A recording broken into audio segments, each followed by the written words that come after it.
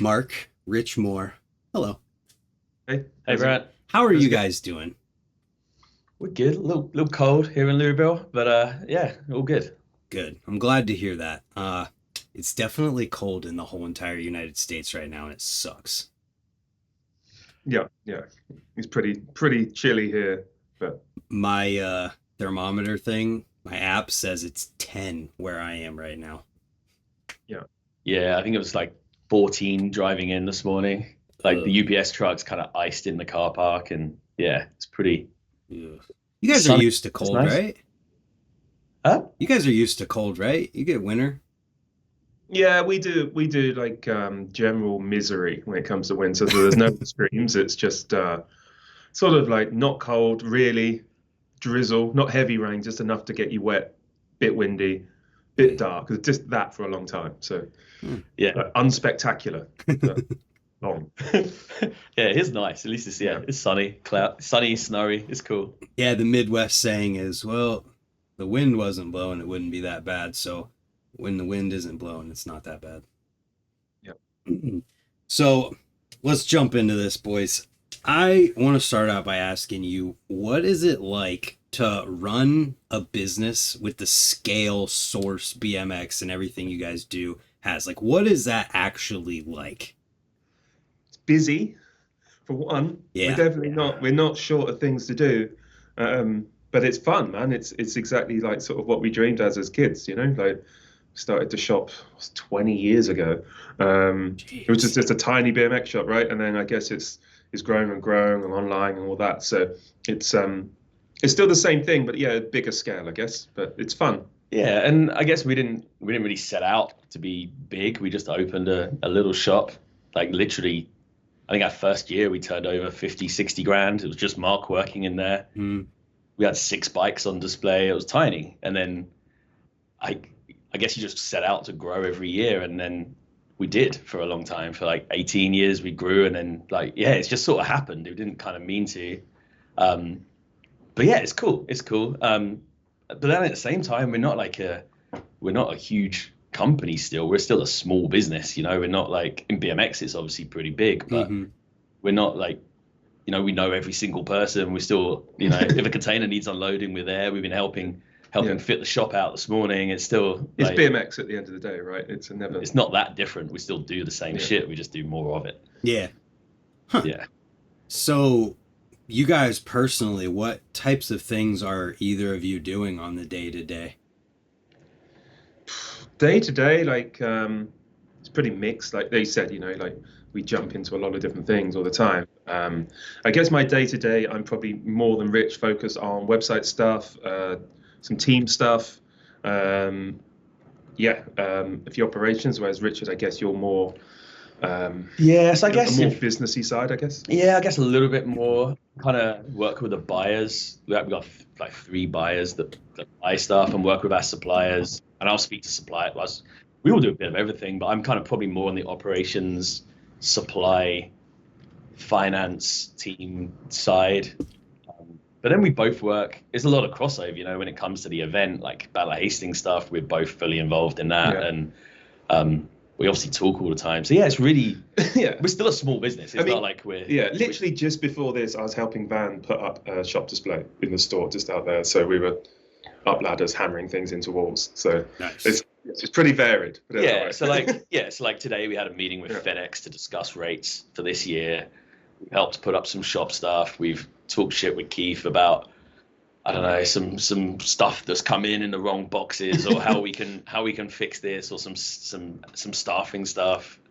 It's honestly it's really varied, like really mixed. I, But f- I feel like any truly successful business, if you ask someone who's in your guys' position, it'd say the exact same thing because in order to be successful, you can't have a, well, that's not my job, I'm not going to do it mindset.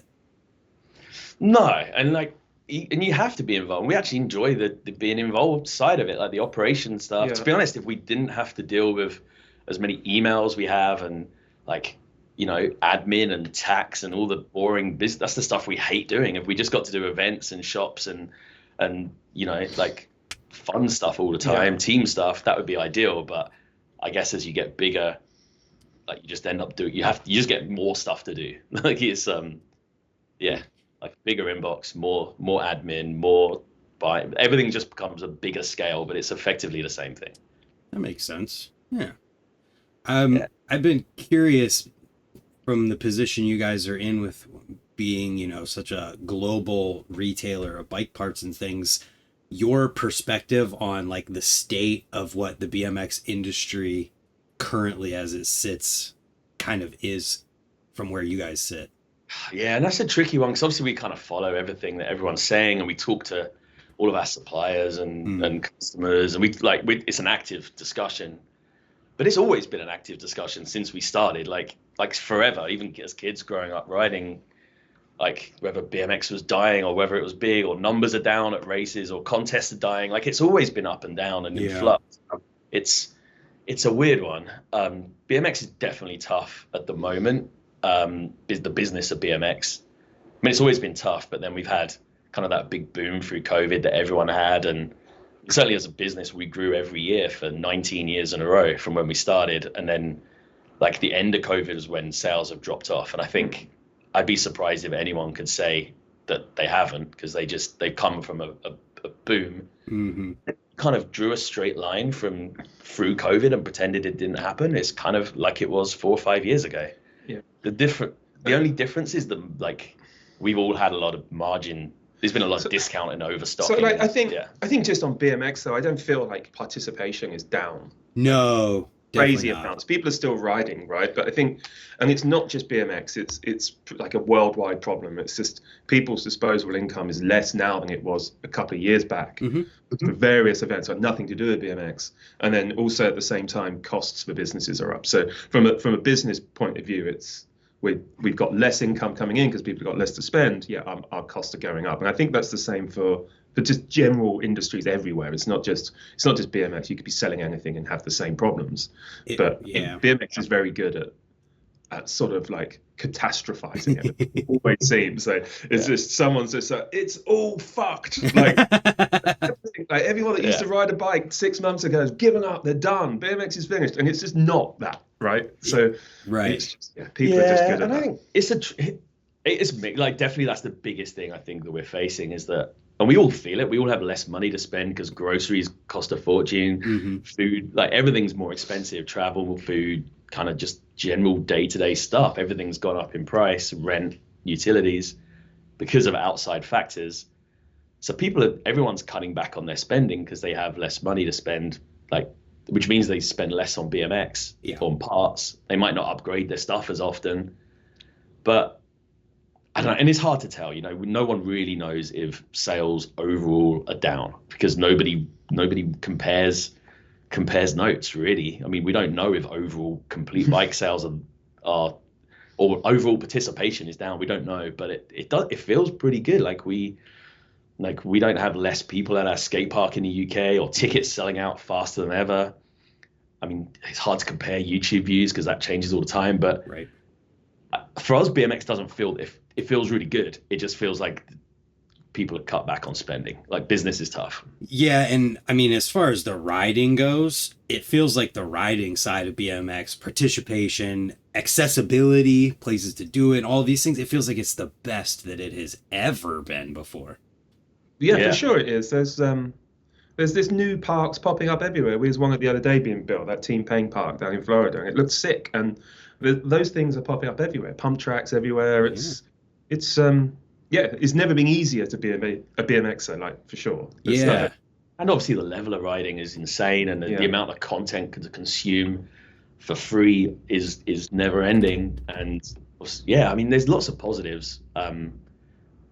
But I think the supply chain has been tricky the last few years, to say the least, since the pandemic. And there's lots of like things that we wish were better in BMX, like from a business perspective, but we're not down on like where it's at as a participation thing. Yeah. So you made a really good point that I've tried to ask several people just in the industry and things when I've thought to, in that if you drew a straight line through COVID to where we are today, it's kind of like a similar trajectory of sorts. And I think that is a really important thing just for people in general to think about with everything, because it's probably similar. It's just like things feel at an extreme because of the way it looked during COVID.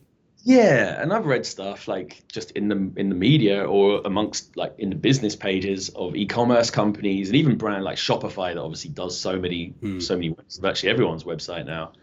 They were thinking during the pandemic, obviously it just boomed for them like it did for everyone in e-commerce. They thought it was going to continue forever and they invested thinking it would, and it hasn't. Same with brands like Peloton and all kinds of like fashion consumer brands. Mm-hmm. But it's actually just come back to where they would have thought it would be had the pandemic not happened. Yeah, it's super interesting. In that time, we've had like a boom and a bust and crazy expenses and supply chain issues. And, I wish it never happened like everyone. But ultimately, I feel like it's kind of back to normal in a way. Yeah, and I think that's a really good way of looking at things. Yeah. So, as two guys who have successfully scaled the business that you have, and since we're talking about BMX and things like that, are there things that you guys have learned along the way that people could apply just in general in BMX in terms of scaling or just being more successful in business?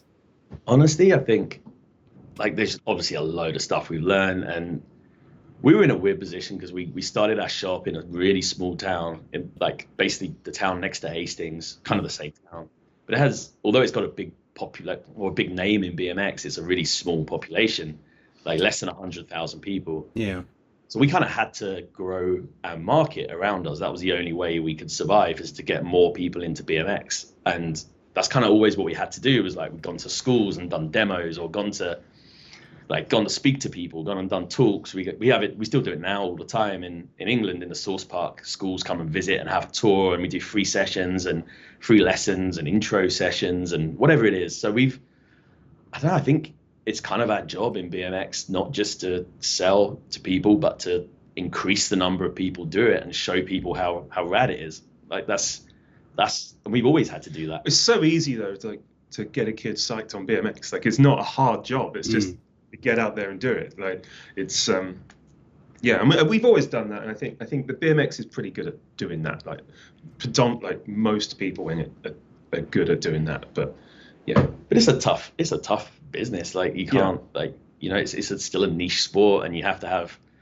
somewhere to do it and everything else, and it can be weather dependent. Like, I mean, it's tough. Like you have to work at it. Yeah. But I think that's what we've always done, is just worked. We just worked hard, I guess, and just taking it one step at a time, and somehow it's kind of worked out over the years. Yeah. Well, if you keep working hard at something, you never end up failing. Kind of consistent, I guess. Like just consistently. Every year we wanted to do something a bit bigger. So like we, launch a website, or we wanted to launch a better website, or we wanted to make a catalog, or we started. It's a stupid idea to convert an underground Victorian swimming pool into a skate park. That's stupid. The dumbest idea ever. But or built ramps here in Louisville, or we've always whatever. Yeah, we've always just, I don't know. I guess we're a bit restless. We just want to do something every year. Yeah, that's awesome. And on this mindset or this conversation talking about the business side of things, do you guys feel like there is a like conscious mental shift that happens when you think about things business wise, where you go from like not thinking that way to all of a sudden like a switch is flipped where you're like, oh, I'm thinking a little bit differently now? What, in relation to BMX? Not really. BMX in general. In general? Yeah.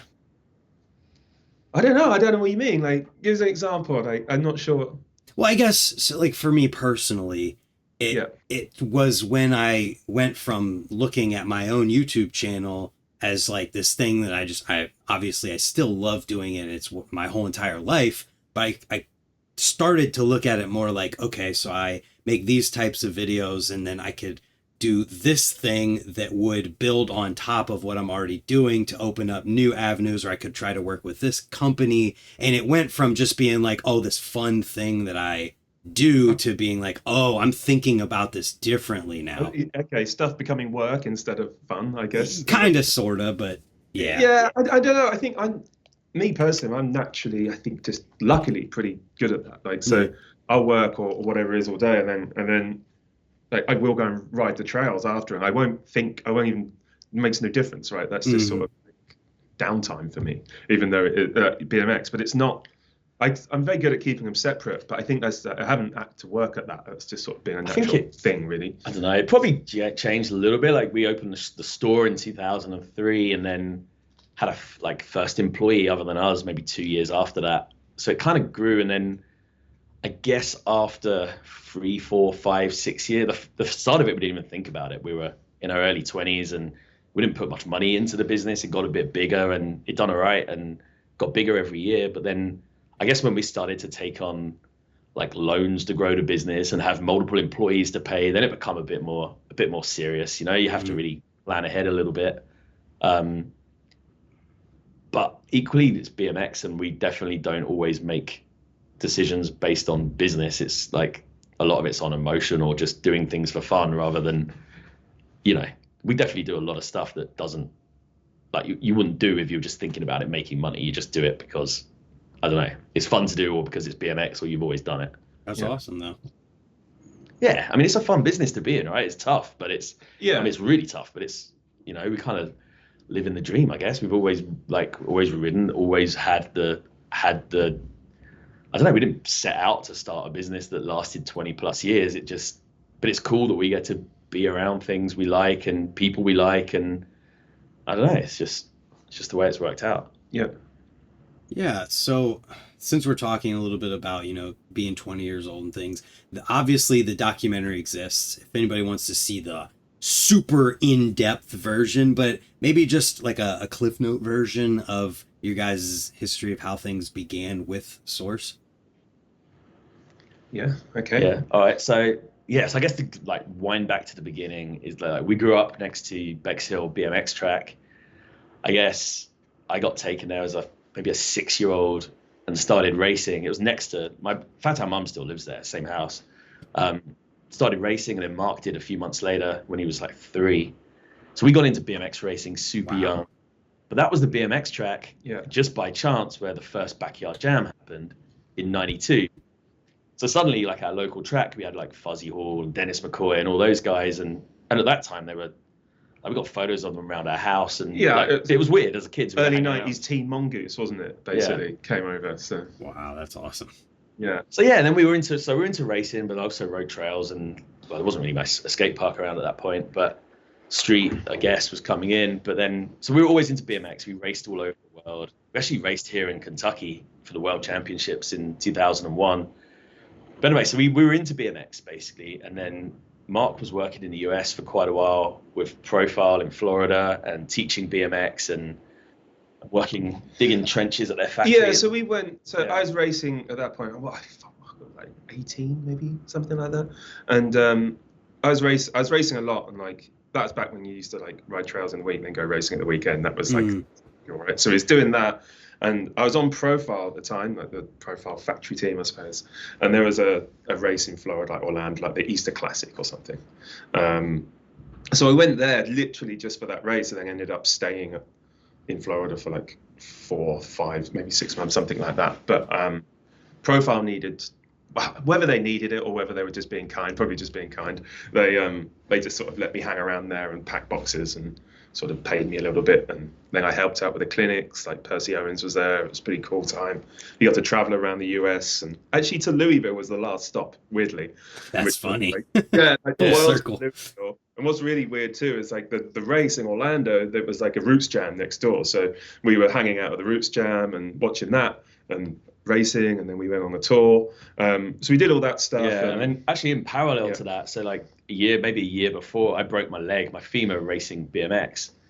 And because I still went to the races because Mark was there, but ended up picking up a camera and shooting photos just because I had nothing to do. So I started working for BMX magazines like Ride UK, and there was a couple of like BMX Rider, a UK magazine, and the UCI. So I was just taking photos and ended up doing that all the way through college. So I was in Louisville. I joined Mark to shoot Vans Triple Crown and a BMX race. I actually I remember buying stuff from Ronnie Bonner, like you like stocked up on UGP when we were at the race, which is cool. It's kind of come around full circle. But so yeah, we were both there, and then we got back to the UK. I hadn't seen Mark for months, and basically he's like, did he go to college or did we do something else? And I think our dad was like, there's no way you're just bumming around at the woods, which is what he done all summer. Like, you need to do something, and that something ended up being opening a BMX shop, and that was partly because we'd both been working for this BMX magazine testing products. And we were only like 19 and maybe like 20 and 18 at this point. So we had this room full of products, and that kind of was, and there was suppliers in Hastings for BMX, and our local shop had just shut down. So it kind of all made sense to open this tiny shop up. So yeah, we opened it. Like it was super small. There's like 5 bikes, 3 frames, a shop counter. There's like I remember there's like 3 Lord hoodies because that's all we could afford, right? and we made a couple of T-shirts, and there's maybe like 2 sets of bars. Like it was pretty barren. But then I remember like the first day we sold a pretty decent amount of that stuff, and then just reinvested it. And it was literally to sell and buy more stuff for probably the first year, I guess. Yeah, we had five grand. That was our budget to set it up, and we built it ourselves. It was tiny. So actually, our first customer is now our buyer, like one of our buyers. He was a kid. Yeah, that's awesome. Yeah, so it was like a small shop. This was 2003, and then I come back from college the next year, and I started working there 2004. Before that, I just covered in holidays, but I did the ads whilst I was at college and some of the buying and stuff. And like I said, we took like 60 grand, I think, in our first year, and then I don't know, we just kept growing it. And then a friend of mine that was doing a course in web design, so we launched a website, and websites weren't really big, obviously, at 2004, but that was because we lived in a small town. That was just an obvious way for us to sell more outside of our area. At that time, though, it was like magazines with those, looking back, sort of like horrible ads where it was just like tiny little thumbnail pictures of products with a price underneath, and it sort of listed out 20 best products, and it sort of didn't make sense. Trying to be quick. Go on, to get a copy of Ride. I have one right here. Yeah. Probably like one of the really good ones too. Yeah. Let's see. Right here. There we go. It's exactly what it is. That's what you're describing right now. Yeah, and that's how everyone sold stuff. And you used to have to phone up and say, I saw it in your ad. And then I guess you'd rattle into the back room and be like, have you got it? Right? Because like no one even had stock systems at that point. Oh, yeah, that makes sense. Yeah, it's used to phone up and someone would go and look. Well, we did that. We had like a cordless phone, and you'd walk around the store and you'd see if you had it. Like, and then we progressed to like spreadsheets before we got a proper inventory system. But yeah, it was I don't know, it was just organic, And then a guy used to come and hang out in the shop every day, Jamie, and he was a post guy, like delivering. He was young, but he was doing it over the summer, just delivering mail. Yeah. But he'd finish early, like you finish early in that job. He was a good rider, and anyway, we ended up. He saw we were getting busy, and he was just packing boxes. And we figured he'd be good at packing boxes because he delivered them. He was a mailman. Yeah. That was it. He must be good at it. And it was just and he still works for us. He's been there like 20 years. He's our head buyer. So like I don't know, like and Jane as well. So like it was just super organic. We moved to a bigger shop. The website got bigger, and then we won a local business competition, which was kind of a real catalyst for growth. Like a bank sponsored the competition, and then they were gave us a loan. We immediately went out and bought like these half-price Orchid shoes that the distributor had. Bought like 1,200 or 1,500 pairs of half-price shoes. It was insane how much space they took up. Yeah. But we placed ads for half-price shoes, and that got us a lot of new customers. And we just kind of, I don't know, we just kind of just kept hustling. And we just sort of just got ourselves out there, right? And just, like you said, hustled. That's the business mindset I was talking about, is seeing half-price shoes, then making the connection. We can get these and then advertise this. And it was Ian Morris. Mozza. Mozza in a bar. We were drinking a beer with him, and he was like, "I got all these shoes to clear. Like, I'll cut you an amazing deal." And it was the first time, I guess he'd heard, or we told him, it's just like, no, we got a bank loan, and it wasn't even much what we got, right? But it's like the first time ever. It's just like, I guess he's like, oh, they've got spare cash, sell them some shoes. So it was like, I guess that's what we did, and then we needed somewhere to sell them, right? So we was obviously going, at that time, it was like we did magazine ads. We went to all the comps, like with a van with all these fucking shoes. And everything else. We went around the roundabout once and the side door flung open. These fucking shoes just went everywhere. But it was like, we was doing that. But then that was like when our website was sort of getting better, right? We were working on that. So people could go on, buy a website. And that was sort of like, I know it sounds crazy to say it, but no one really ever did that before sort of those years where you could go online and buy something. It was, you used to go to websites and they didn't have images. They used to have a button at the top to say load images. It was mad. Ooh. But like, so I don't remember that. Yeah, crazy. And to buy shoes online, everyone was like, I'd never buy shoes online. I need to try them on. It was kind of an unusual. So we took the gamble and we sold, other than like the last 100 pairs of size 13, like whatever it was, Orchid Hex, I remember we got stuck with, but we sold them all. And like we had like 500 Van Home and Van Diva shoes. Don't tell him. Yeah, we sold them and that generated cash. And then, yeah, we did a catalog. Like literally Mark and I sat in his bedroom for like what felt like forever, but it was like 6 weeks just laying out this catalog. And that got us new customers. We shipped it out in Ride magazine. And then we started mailing it within a few years. And I don't know, we just kind of, like I said, we hustled. And at the same time, we had ramps in the garden.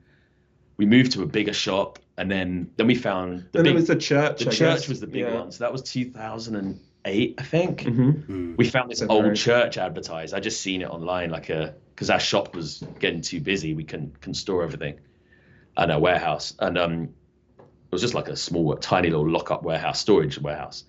And we found this church, which was big enough to put a warehouse, a shop, and a skate park, like a bowl in there, which literally just us and friends built over the winter. So that was like the first concept of a shop, a skate park, and a warehouse all in one. It was cool as hell. So we'd have like riders come there. We'd always sponsored riders. And I think by that point, we'd made 2 or 3 full-length DVDs with the local team, which we gave out with orders. And we won some like ride awards for like retailer of the year and stuff. And it just sort of progressed like that. And I think we launched a new website, started shipping internationally. That was like a big move, way better website around then. Yeah. And that kind of all progressed through growth and selling more internationally to 2013. We saw, or via this random conversation, again in a bar, that the source, like these Victorian Turkish baths under the beach, which we used to ride the wedge on top of it. In fact, I ice skated there once as a kid. It was an ice skating rink for a while. Well, there's some mani pads and stuff out on top of like where the Source Park is. There's like this weird fountain. There's a sort of typical English shitty mani pad. But, you know what I mean? It's horrible with a bush that you need to go through. I shot a photo for a magazine on one of them. Yeah, so I used to live in Bexhill and our shop was in Hastings. I used to ride there 5 miles, right? It's a nice ride. It's across like the beachfront. It's nice. But that was like, when you're riding somewhere every day, there's always those little bits that you hit. Like, it's like that little curb wall ride and like stupid shit. And that ledge was always like, you only had one go because that was on the way, but you're like, have to hang it up. And then every day we did that. And I never knew that because it had been closed for 20 years, that building that turned out to be the Source Park. I never knew it was there. And it's just funny that was. Yeah, I went there once, but you were probably too young. And I went with a few BMXs. We just pushed each other over on this to hit that rink. spot every day. And it turns out that's actually the roof of the skate park you'd have. Yeah, so that was kind of, this is like a weird kind of unorganized history. But yeah, we ended up like, we didn't have the money to develop that building, obviously, in 2013. And we kind of sat there, and the council, our city, was desperate to do something with it. And we looked around it and we're like, oh my God, this will make literally the perfect venue for an event. You can fit like 600 people overlooking it, like gladiatorial. It had the height. It was in the middle of the town, room for a shop and a plaza and all this stuff. So like we sat with the city and said, yeah, we'll do it. And they're like, how much is it going to cost? And we're like, well, I had no idea. But it turned out to be in dollars, like $2 million in the end, which is insane. But most of it was on the fact that the building was derelict. Yeah. So we basically said to the city, like, if you could convert that building if you could make it safe and rentable, up to regulations, like rentable, we'll pay for the shop and the skate park. And we just ended up working with them for 2 years, raising this $2 million, which is insane. And they didn't give it to us. They spent it on the building. Yeah.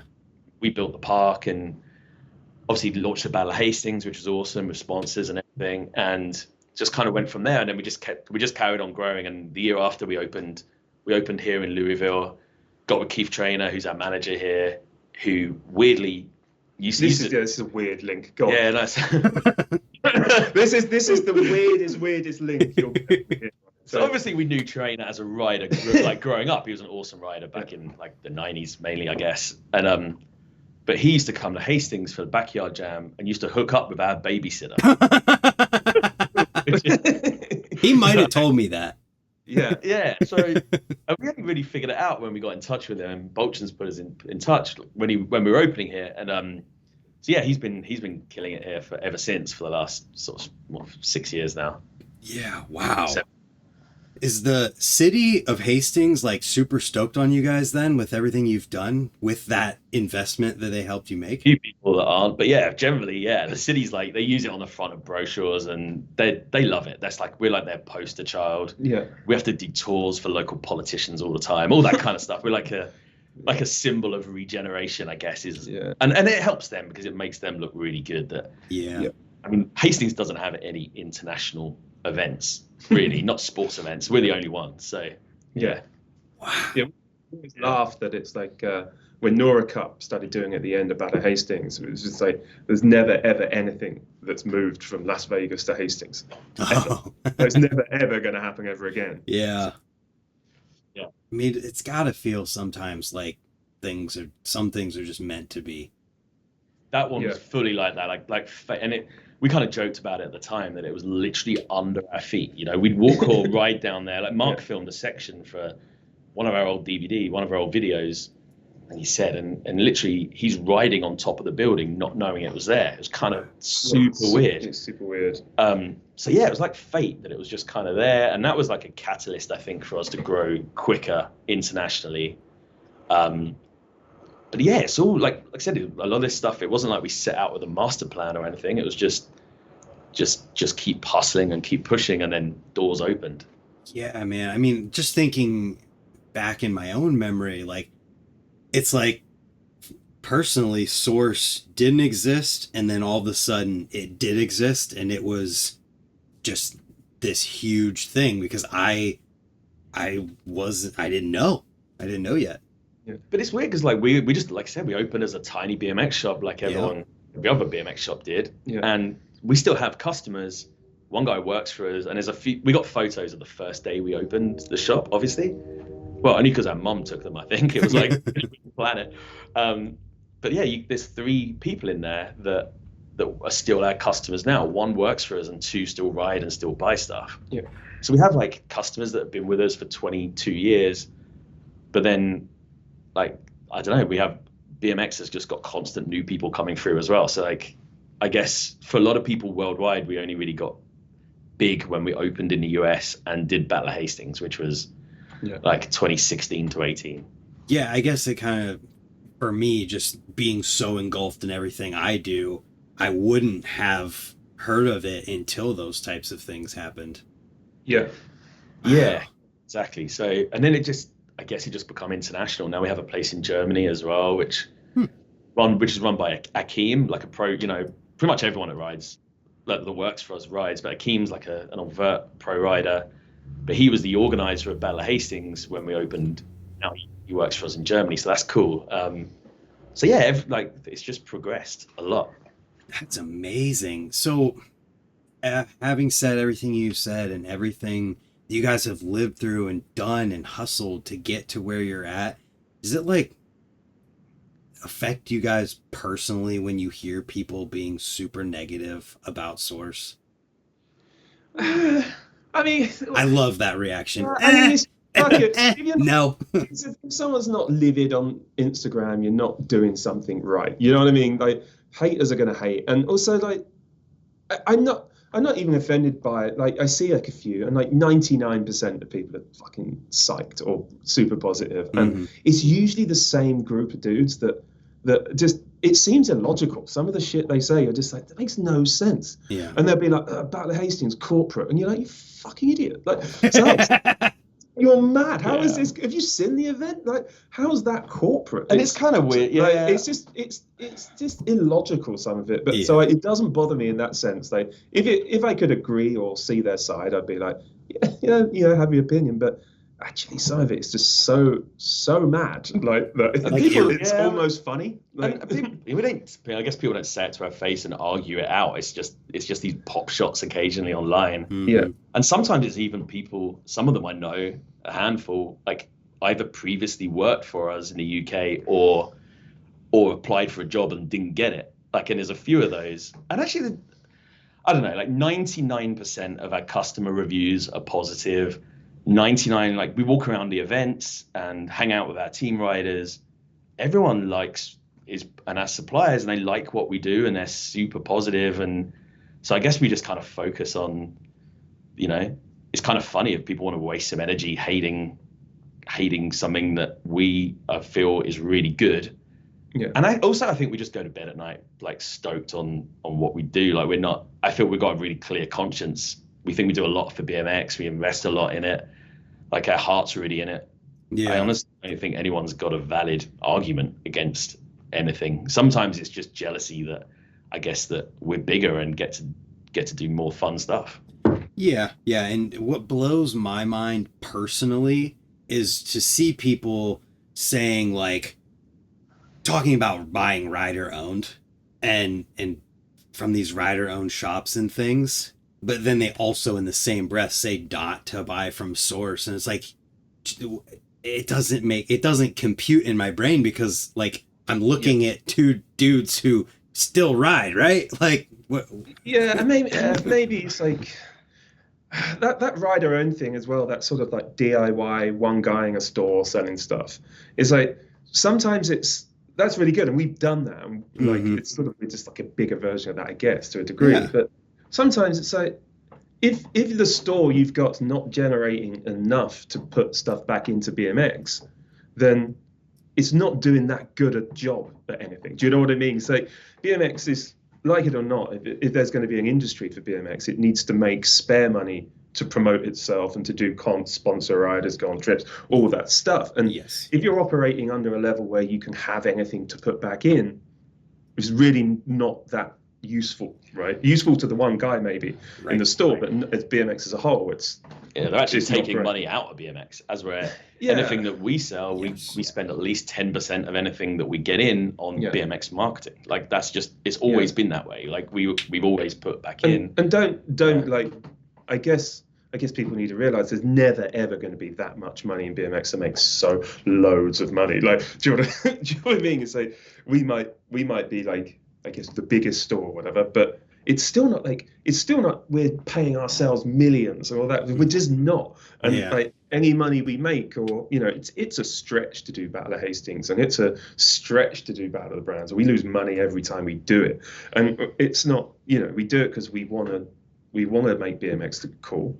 And that's sort of the purpose of it. Otherwise, we'd sell something else. You know what I mean? Like, you could be way more successful with your skills somewhere else, for sure. Yeah, I think so. For sure we could, but it would be bored. So, that's. Yeah, I think the rider own thing is like it's too much of a like.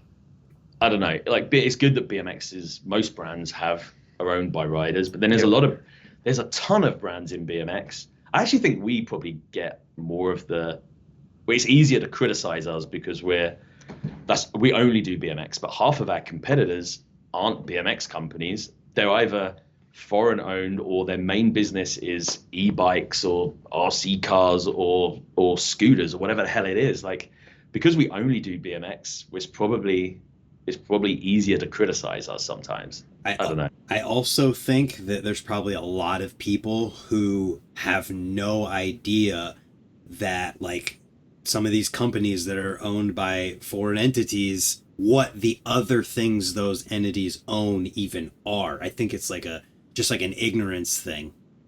Yeah, and I actually don't think that's a bad thing. And that's why I was saying about getting away from the rider own thing a little bit in general, because BMX needs companies to spend money on BMX that aren't 100% rider owned, that do outside stuff. It's not a bad thing that some of the brands like Vans is quoted on the stock exchange. It does awesome stuff for BMX. Some of the biggest brands in BMX are owned by companies that do the most random businesses, completely unrelated to sport even. And it's good. They do cool stuff. Like as an industry, if we say you can only be in it if you only do BMX, and we only do BMX, but like if we just kind of talking myself out of it, but if we say that you can't be in BMX unless you're 100% rider owned and run and you can't do anything else, then we're just going to become smaller and smaller. We want outside investment. We want people to think it's cool and to invest in it. So yeah, it's a weird, BMX is good at turning in on itself and being negative to its detriment.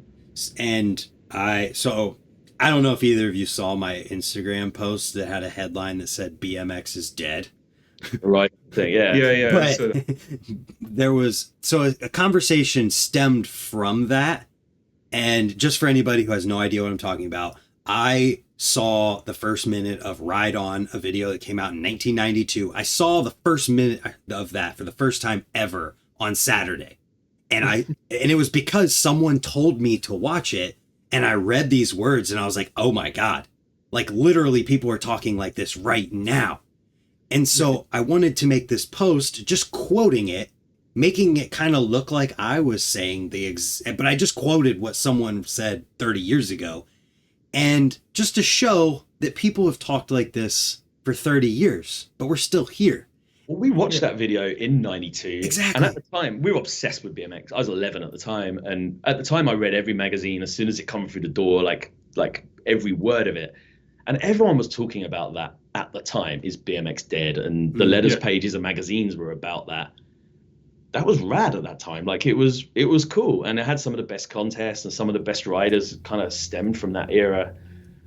I don't know, BMX is, really good at kind of over-analyzing itself, I think. So what I was telling the story of my post to get at is a conversation that stemmed from this post. Somebody said, these are not my words again, just so everybody knows, imagine being so core that you'd go out of business to look a certain way to people that are never spending money. And it's like, holy crap, that sums it up all in one sentence. It's like, that's true. The people who are talking like this are the ones that either get all of their stuff for free or are not buying anything anyways. Yeah, it's a weird one. Like, we don't even have to dwell on it. I just thought it was a funny anecdote to this. Yeah, I didn't read all the. I obviously saw the post. I didn't go into that, but you had a ton of comments on it. Like people are. People who don't read. Yeah. Yeah, it was crazy. There's like almost 600 comments and so many people. I've just had one that someone was like, how can you say BMX is dead and there's only whatever? And then I went to reply to it to just be like, hey man, like, did you look at the second slide or read my caption? And it was gone already because they did look at the second slide or you knew what you were doing. I knew what I was doing, but I was doing it as a lesson to people to be like, hey, look, you reacted before you actually read the reality of what I was saying and what was going on. And now you feel pretty silly, probably. Yeah, I mean, it's pretty obviously ironic when you sit and think about it, but it's like people don't. They react instantly. Yes, they do. Yeah, I mean, the Instagram comment sections aren't winning any awards for intellect, are they? It's pretty Wild West in them. Yeah, it's too easy. Yeah, but at the end of the day, I've had a little bit of interaction, and I think this is one of the first times we've talked. But what I have to say about this kind of stuff is like, nobody can fake it for the amount of time it takes to actually be successful at these things. And you guys absolutely can't fake it for 22 years just to get where you're like, it just can't happen. Honestly, it wouldn't even be worth it. BMX is the toughest business.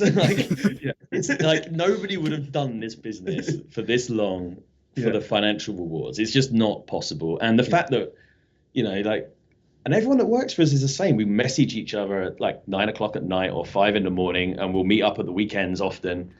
And when you get home from work, you're flicking through Instagram or whatever. And it's like, you actually do have to live it. And like, I don't know, you're not in it for the money is what I'm saying. Exactly. So that being said, what does both of your guys' BMX life look like today? Like when you get to ride, what are you riding? I don't ride all that much, if I'm honest. I still have a BMX. But I ride probably, I ride my 24-inch along the beach a lot more than I do go anywhere else. Yeah, so Yeah. mine actually hasn't really changed that much since I was like a kid, weirdly. So like, I still live in the same town, like Mm. Hastings or whatever. So obviously I ride the Source a little bit, like especially in the winter. But usually I ride the trails. So I've got a set of trails, me and there's a few other guys that I've there forever in Sidley, right? So I ride them in the summer the whole time, and I actually started just messing around racing again a little bit. Oh, nice.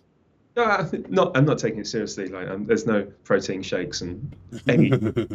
So it's just sort of messing around, but it's good. It's a good reason to go road tripping and what have you. So I still do that. I mean, I'm not riding street anymore. I used to ride that a lot, and I'd mess around on a few ledges and stuff. But I mean, I just riding trails basically when I Yeah. can, mess around with the bowl. But I ride a lot. I'm like 2, 3 times, 4 times a week usually. Oh So yeah. You yeah, still you ever hit that manual that you were talking about?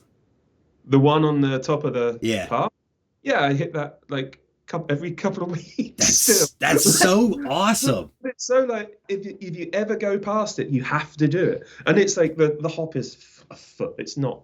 But like what makes it hard is that it's not very even. Yeah. And there's always a bush or something. So you have to turn your bars and just power through the bush, right? So Dude, manual with the bars turned going by something is like yeah. an iconic BMX image in my head, you know? But it's still the same thing. So you have to you only if you're going past it, you have to hit it. You got one go only. Yeah. And it's always it's a ledge, it's not a big deal. But yeah, I hit it when I go past it, which is like I said, every couple of weeks I end up that way. So That's just awesome. And like the fact that you guys can think about what that kind of them what's the word I want to use? The like meaning behind it, or the bigger picture of like you've done that since you were a kid and now look where things are at and you're doing it above the park, and that's awesome. yeah, that one is funny. That is it's I mean, it's funny kind of spot. weird because even the BMX track, which is next to our mom's house, like we go there like pretty frequently. We're still on the committee, which is like 3 of us. Gate practice on Wednesday if anyone's Yeah, like interested. Was it Wednesdays? Wednesdays evenings, anyone interested? Yeah, it's like we're Jump still park. still fully involved, Yeah. still fully involved in the club, and like I don't know, it's because it is kind of But weird that the we've done track is something. sick now because it's like the track got rebuilt a couple of years ago, and there's like a jump park that we built behind it. So there's like a little sort of pump track sort of set up and a couple of trails, and then the woods. So the trails are only you can ride up the road, literally 5-minute ride up the street, Nice. and the trails are there, and the trails are sick. So it's a pretty good spot to do whatever. Yeah.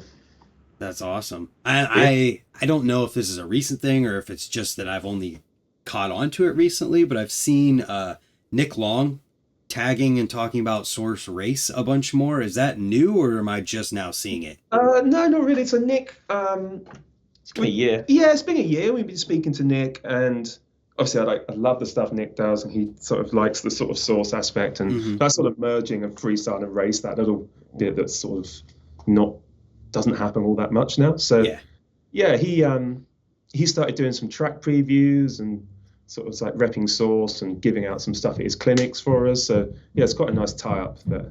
So we like that guy. That's cool. Yeah, I hadn't really seen anything with racing and Source up to that point. I was like, oh, that's pretty sweet. We used to do It's a lot fun. of racing. Like it was It's when we really- started, it was It's big for really us, weird yeah. because our roots are sort of racing, right? So that is racing back when it wasn't so removed from sort of the rest of freestyle, I guess. So like our actual roots are of racing in that respect. And like I said, I still race a little bit. But we used to trade at yeah. races. Like I used to Yeah. go every weekend in the UK, and we'd have a van and selling stuff at races. I did that for maybe 5 summers, and it sucks. Like because if it rains and all your stuff's covered in dust, and it's minging. You're camping and then your product gets damaged, and everyone wants a deal. But we did it for 5 years. It was cool, but it's hard, so we stopped doing that. And we used to distribute in the UK some race brands, Intense and a few others back in the day. So like that was but we kind of, I wouldn't say give up on the BMX race market. We've always done some race, but I feel like you're never going to be particularly big as a retailer in racing unless you go to the races. And we stopped going. It was too much. That makes sense. Like you feel like you kind of have to be involved to really be able to stay. As well, and I think we were always in the side of like where we grew up in Bexhill, the racetrack had trails and everyone jumped, and you know, the backyard jams were there, and So I mean, it's different now. A ton of people in like my sort of era of racing gave up when clips were just came. So that was like the buzzkill. The where it's like, just you go to a race and just get beaten by a bunch of stiff kids on clips, and it was like, I just go to the trails. So that makes sense. Well, I mean, with the layout of space for what you just described, with how close the trails are to the racetrack, to the skate park, maybe you guys could do something with this idea that I had. I recently proposed this idea that it would be really cool to see a freestyle class in racing where you use a freestyle bike, and the only people who can enter are people who are on a freestyle bike. But then that's not the only element of it. You have a freestyle element to it where it's like maybe you're at the trails or you're at the skate park and it's like a run or a best trick thing or whatever. And then your scores for both get combined, and that's how you determine who wins the freestyle class. You were saying, like, as you're saying that, I was speaking to a friend of mine, Keith, right, who rides at the track. We've been riding him for ages. We speak about a similar idea a ton. Yeah. So this track has a pro section, which is it's pretty fun. Like, it's no middle pro section. Mm-hmm. But then once you're on the finish line, if you just keep going, you end up into that jump park, which is like, as you like, wooden takeoff, dirt landing jump. Yeah. So what we was thinking was like, you know, you'll get a point maybe for your race position, so like 1 to 8, yep. And then you get the corresponding reverse points for the freestyle bit. So you just keep going. Yes. So it's sort of, you have to be sort of fast because it's a race, so it has to be fast, right? I'm tired. Oh, I would be ruined. I'd get to the end and look up and see 3 jumps and think maybe an X up, but that's it. I'm done. But yeah, we've been talking to lots of people over the years, like people who used to race, kind of from our era, I guess. Even like Van, we were talking the other day, and actually Ronnie too, just about how racing could do with, like, it did have some cool events for a while with like no clips and the X Games and everything, but combining, we even talked about having gambling as part of it. Yeah, well, one year we was having an idea, like maybe we could do something at Swamp Fest, and it didn't work out, that if we could have like a gambling racetrack where it was just... that'd be hilarious, where you bet on riders and then they go and race. That would be funny. Or even a straight one that we talked about. There's lots of ideas, but all of them just require a lot of Kimmen effort. did a straight sort of race festival, I think, in Holland this year, like a shootout rhythm section thing that looked pretty cool. But like he's fully raced, like Olympic champ, right? So it was full strict race. Yeah. But like, if you could just stick a few actual dirt jumps in between rhythm sections or something, it's a cool aspect. But there's a TRA in Pennsylvania, which is like jump style jumps, but they're racing on them. It's like, I just think, you know, a lot of people talk about reconnecting freestyle and racing. It's like, well, I'm just going to talk about it publicly with people like you and everybody else I've talked about it with, and maybe just talking about it enough will get somebody to do it. Yeah, and BMX is kind of, I don't know, going tangent a little bit, but it has kind of, talk about this quite a bit, how different it is now. Like every aspect of BMX is so, even like the Olympic park guys compared to the cool park guys, to like trails, flatland race, and people don't really see you kind of happen, most people are into one aspect of it. And it's almost reflects in the product too, so that it used to be, I don't keep going, it used to be, but it used to be that I'd have one bike, right, and I'd go to the trails, and then I'd go out street riding, and maybe I'd do a few laps of the track and everything's okay. But like, you couldn't buy a street frame now and expect to be able to use that on trails. Like the back ends are just so impossibly small to do anything with on a jump. Yeah. It's almost like, even if you're a kid, I guess you pigeonhole yourself by the frame you buy. Like the all-round frame they're few and far between. Yep. Even Battle of Hastings, that was our concept originally, was to do a contest that was park and street combined, where you know, like all the aspects of it.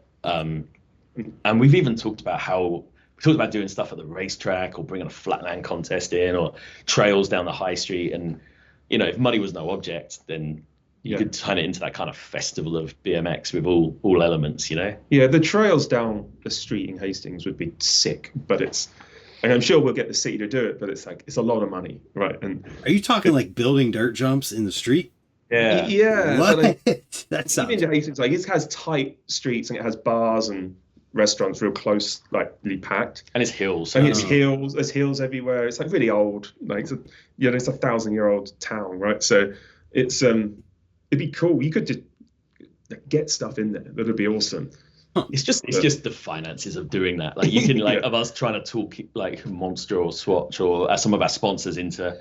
Yeah. I only need an extra 50 grand to do these trails down, and if it rains, it's off. It's like Yeah, and then just you'd end up, if you're into live streaming, you'd end up having to spend a ton of cash just getting signal, because it's like an old town. It's like, and there's 2 cliffs, so it's like where I'm thinking of doing it, the signal's blocked. So you'd need to. There's a few like annoying things you'd spend money on that isn't just a jump, but we always wanted to do that.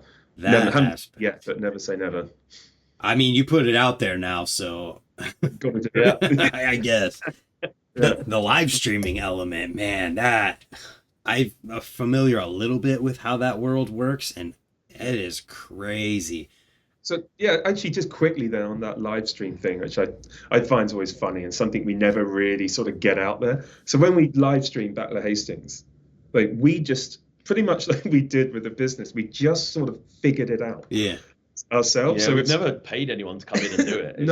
Nice. Yeah, so Josh, who's actually, that guy is one of our first customers, that Josh, he just watches loads of TV, right? And we joke with him that he just watches a ton of TV. Like terrible TV. He loves it. Okay. Yeah. So like he's the guy that switches angles in the live stream, because we figured he watches so much TV, right? And obviously he's a rider, so he knows what's going on. But like he's doing that. Mag, who works at a warehouse in the UK, he does like scoring graphics, and there's like 3 laptops involved. Yeah, it's crazy. I don't know how that's never broken the way we do it. So don't say that now.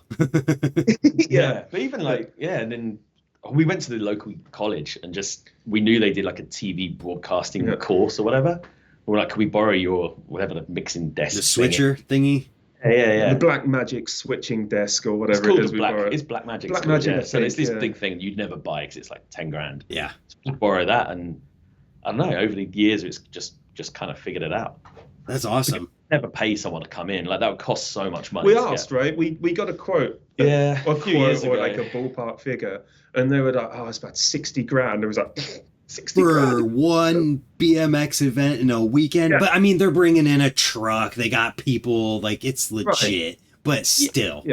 Yeah, and we don't do replays, which we'd love to be able to do replays, but that's just like big money to be able to do that live replay. I don't know. At the same time, when you're watching it on YouTube, if you want to replay, you just go back. Like that's what we figured. And I don't know. I feel like whenever you have those professional setups doing these live streams and things, even with like X Games, you're like, dude, you went to that camera? Like, come on.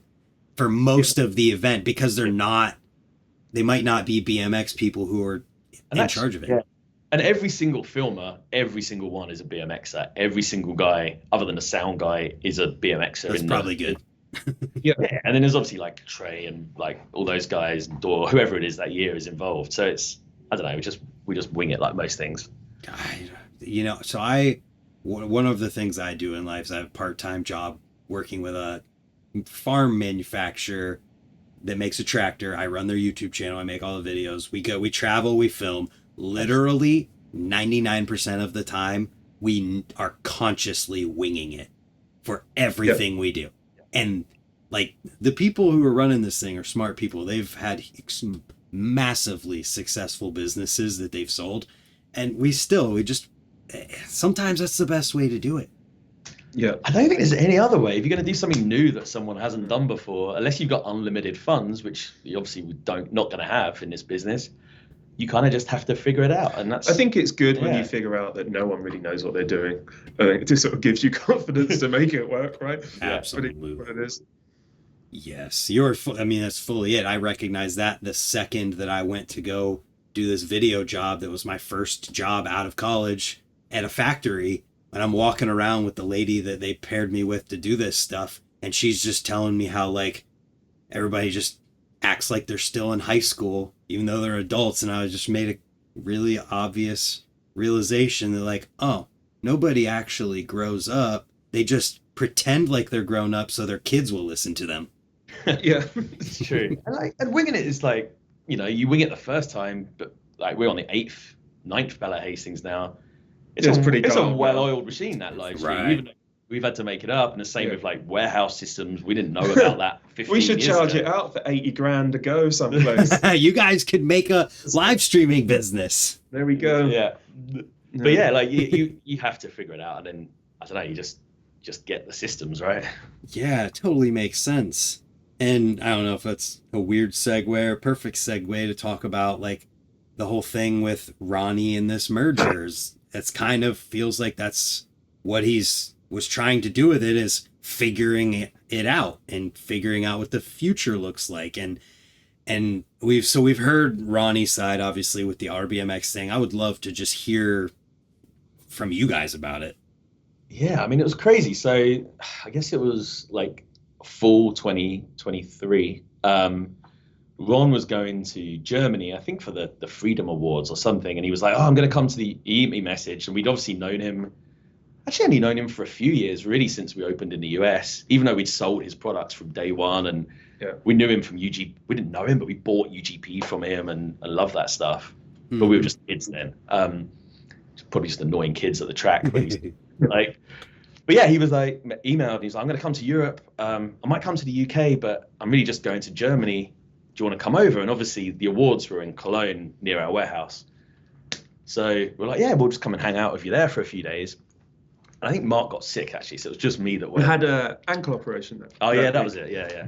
So it was just me that went in the end, and we hung out, and we literally just hung out, like drinking beers and stuff, like talking about BMX for a couple of days. We stayed in the same hotel, and he hung out with his distro, and I went separately to our warehouse, and then got a call from him like a little while late, like weeks or days later, and he's obviously had this idea in his head for a while.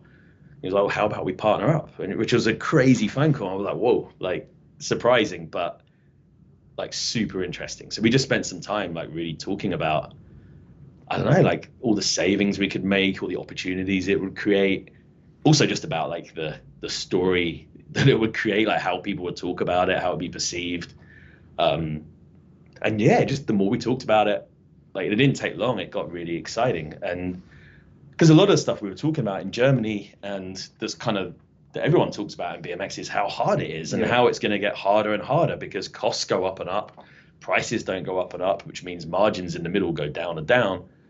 But it's just back to what I guess we touched on very early on in this like conversation. If BMX doesn't generate any spare cash from when you're ordering your product to selling it, if there's no margin, there's nothing good.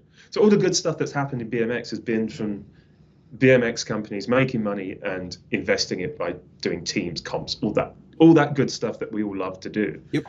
But if it's not making any money, doesn't exist, and it just becomes a commodity, and you may as well just buy whatever it is what you want from your bike direct from the factory in Taiwan or whatever, and unbranded, no stickers, no team, and you go and ride your bike. And that's just not really going to be that cool. That's a valid point too, right? So like it needs to make some money, and everyone needs to do this, and like, everyone in the industry somehow needs to make some money because there isn't any in it right now. Yep. And then let's just hope it's the good guys to do good stuff with it.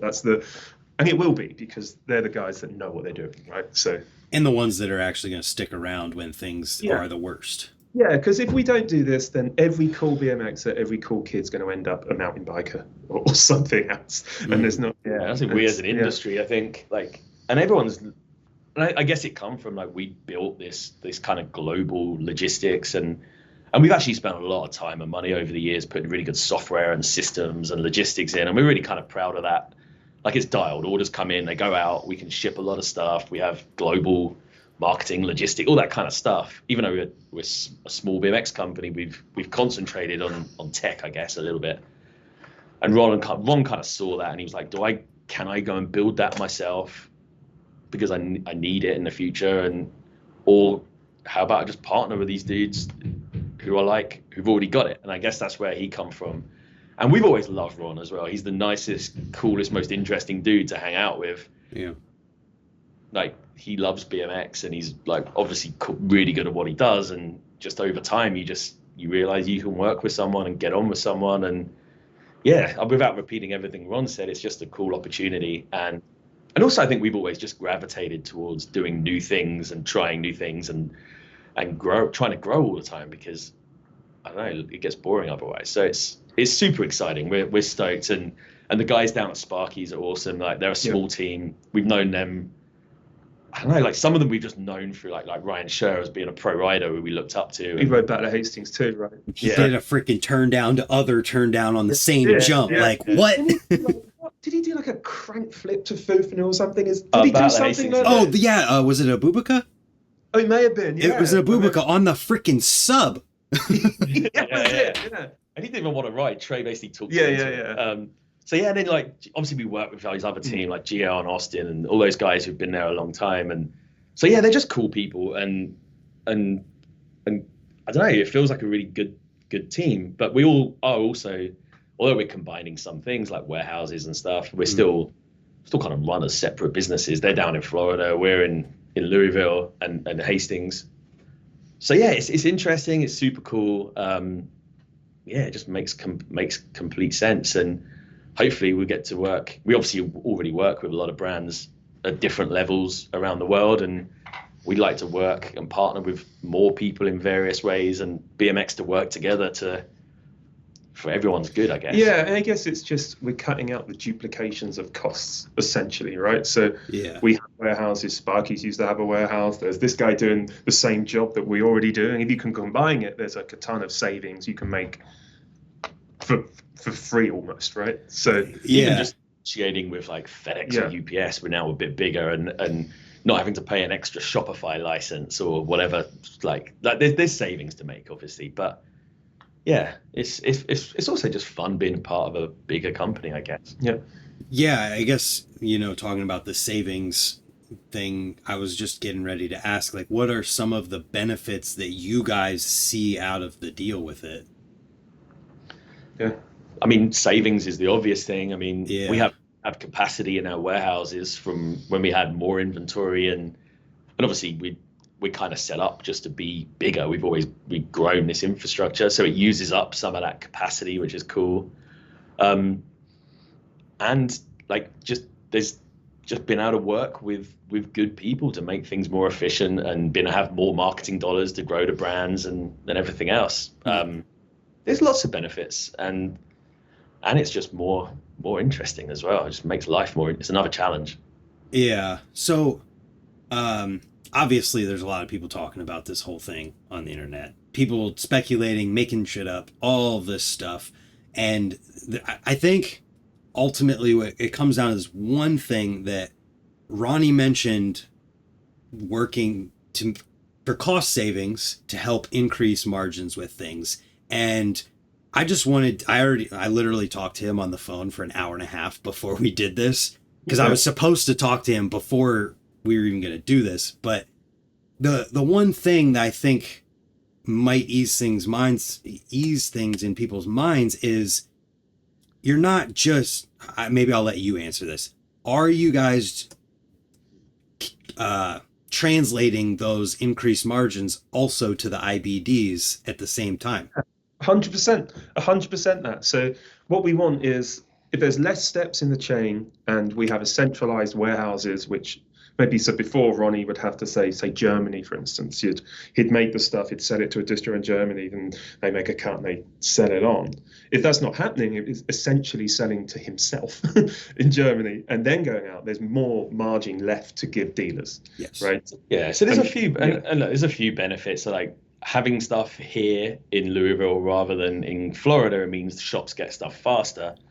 When price lists come out, like the goal is always to give shops who support it a higher margin.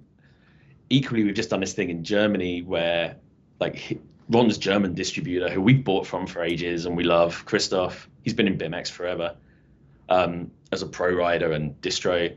He's actually working we set up Sparky's Europe, and he's working for that now, and we're effectively self-distributing our own brands, which means Christoph's not renting a warehouse and paying taxes or taxes and other overheads.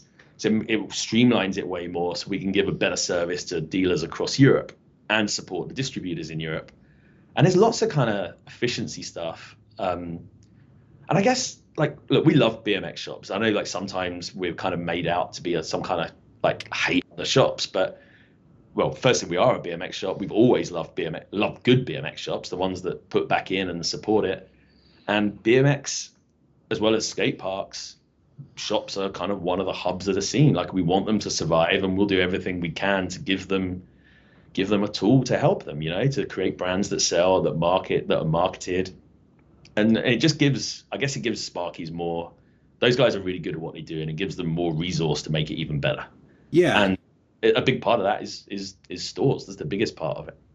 And I think the one answer to the question of does that margin translate to the IBDs is enough, because that's, I think, what everybody was so scared of is, oh, now this merger happened and now they're going to take all of this increased margin that they're talking about for themselves so they can make more money. And I think that just letting people know, like, no, that's not how it's working. We're going to try and help everybody in this is enough to be like, okay, we'll at least wait and see before we crucify them. Yeah. And it makes no sense. Like, why would you, like, you've had this 20-year, Sparky's had a 20-year relationship with all these stores of products that they and done a great job of products that sell and are in stock and sell well and have good margins and stuff.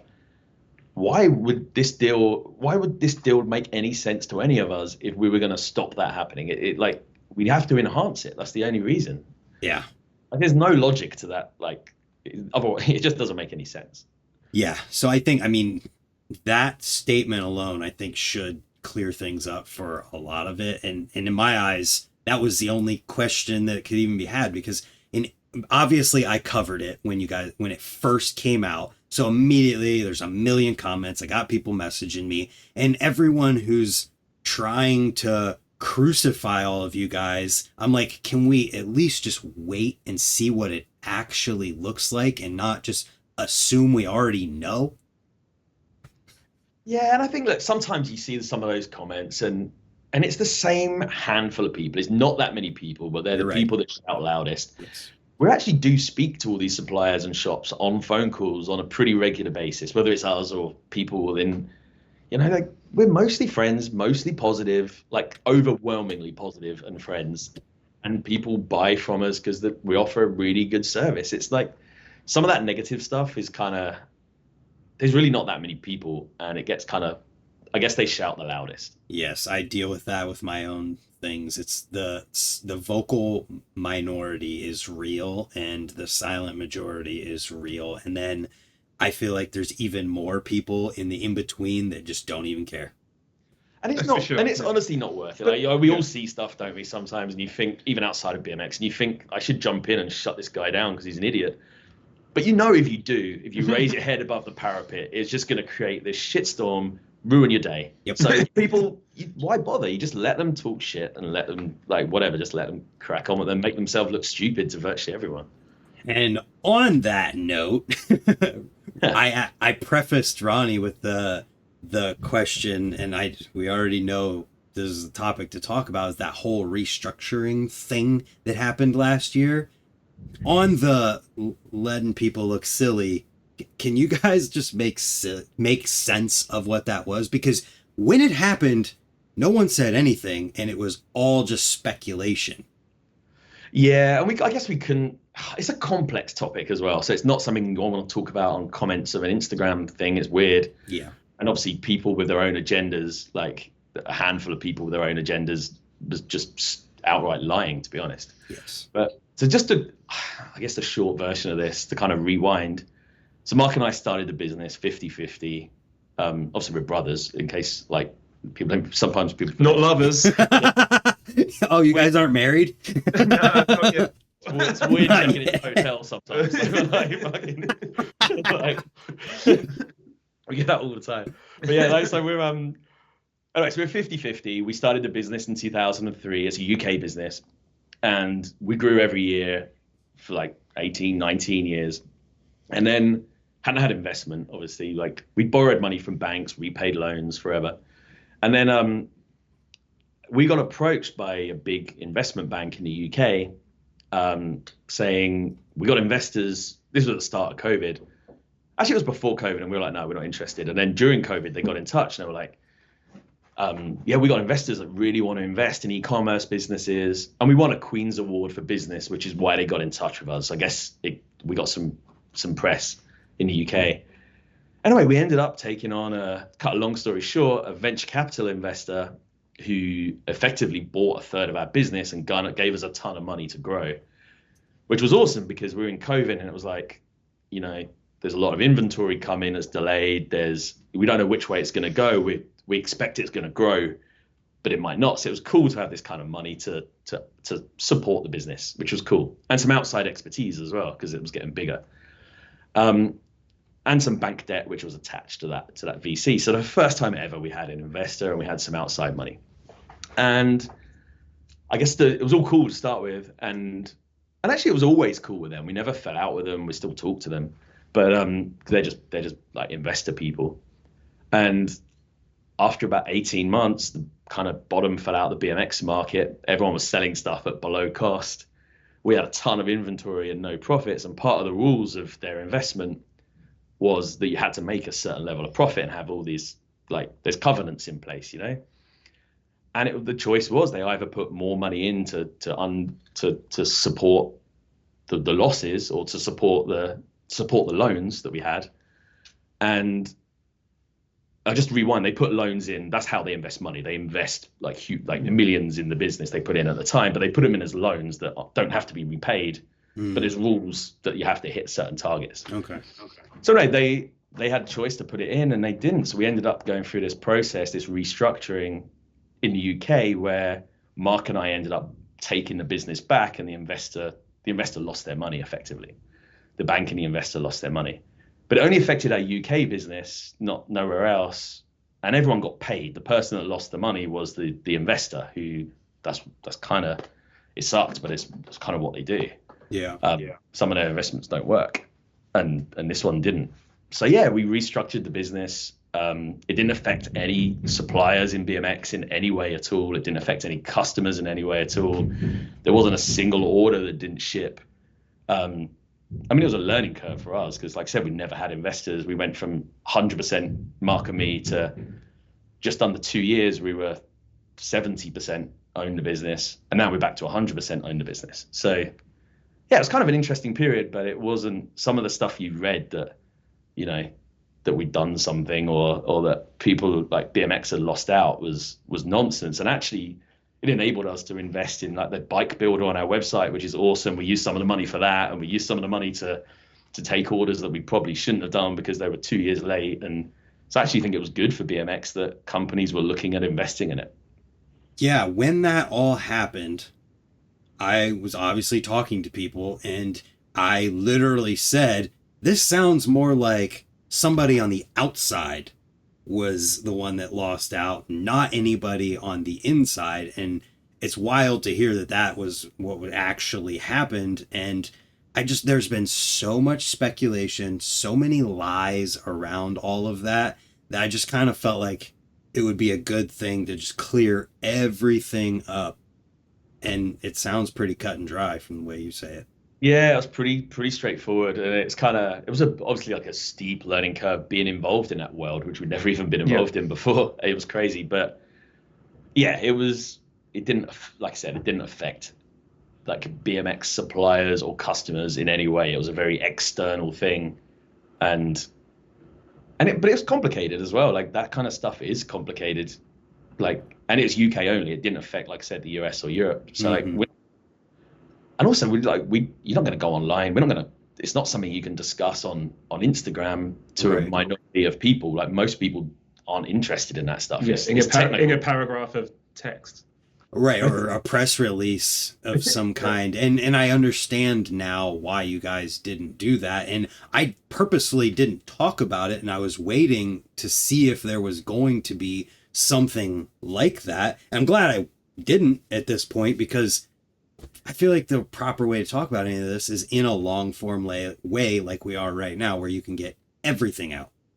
Yeah, and it happened right before Battle of Hastings as well. And it's like all the riders were there, and the live streams were happening, and it was awesome. And and obviously this news was coming out. Everyone was like, is this a big deal? I was like, no, it doesn't affect anything day to day. Like nothing. Like none of our staff were affected. None of us, like I said, like it didn't affect operations in any way. Like not at all. Yeah.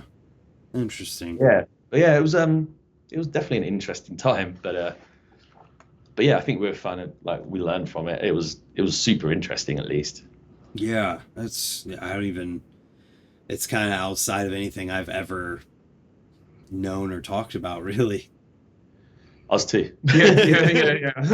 Yeah. Us too. Learning on the job on that one for sure.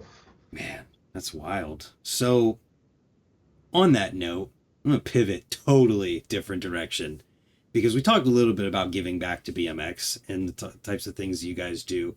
But I just wanted to, like, very explicitly give you guys props for everything that you do, even in the face of the negative stuff that people say and all of the amazing, like, Battle of Hastings, Battle of the Brands, sponsoring riders, supporting different jams and events. I mean, I feel like I've seen and heard that you guys will sponsor any jam or event at a certain level. All they have to do is reach out to you. It's like, I just want to commend you guys explicitly for doing that because it's amazing.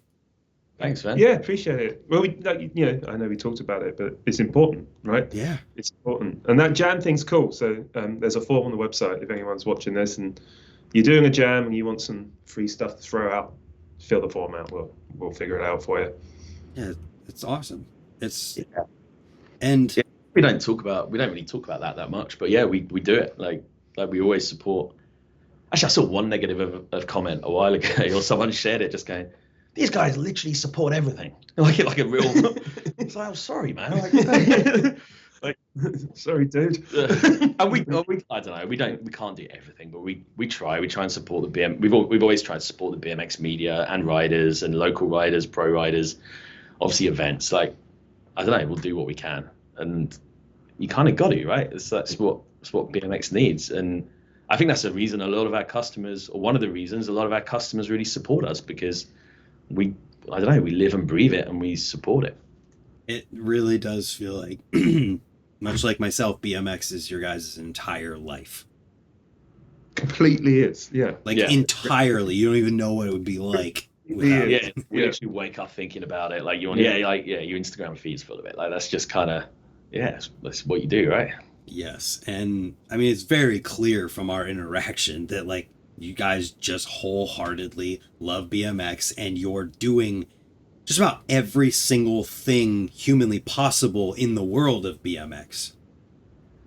Everything from trails, helping out tracks, supporting BMX riders. You have a shop, you have a skate park, making videos. What else? There's not, like, what more could you be doing? Supporting events.